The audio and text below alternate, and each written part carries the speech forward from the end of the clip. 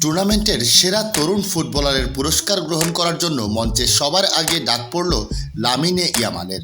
ধারাভাষ্যকার পিটার ড্রুরি বললেন, বিস্ময়ের কিছু নেই, বরং খুবই অনুমিত। সেরা তরুণ ফুটবলার তো বটেই, আসরের সেরা ফুটবলারের পুরস্কারও তাকে দেওয়া হলে বিস্ময় জাগত না। এবারের ইউরোতে তিনি এতটাই আলো ছড়িয়েছেন।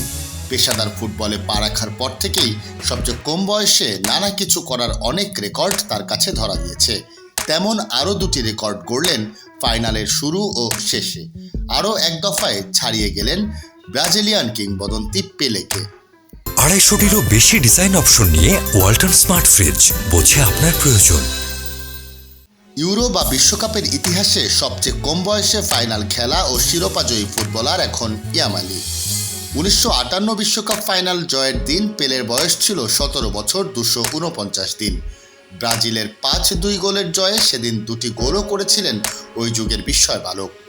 এবার স্পেনের বিস্ময় বালক ফাইনাল খেললেন ও জিতলেন 17 পূর্ণ হওয়ার পরদিনই।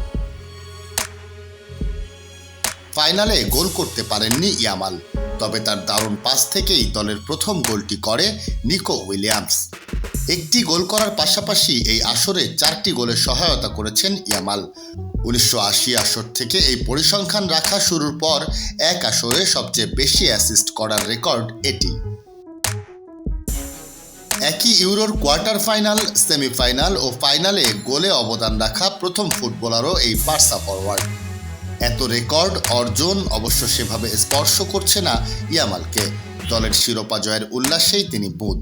কিশোর সুলভ চপলতায় বললেন, এখন দ্রুত দেশে ফিরতে চান। পেলের রেকর্ড ছাড়িয়ে যাওয়ায় ইয়ামালকে অভিনন্দন জানিয়ে তার উজ্জ্বল ভবিষ্যৎ কামনা করেছে দ্য পেলে ফাউন্ডেশন।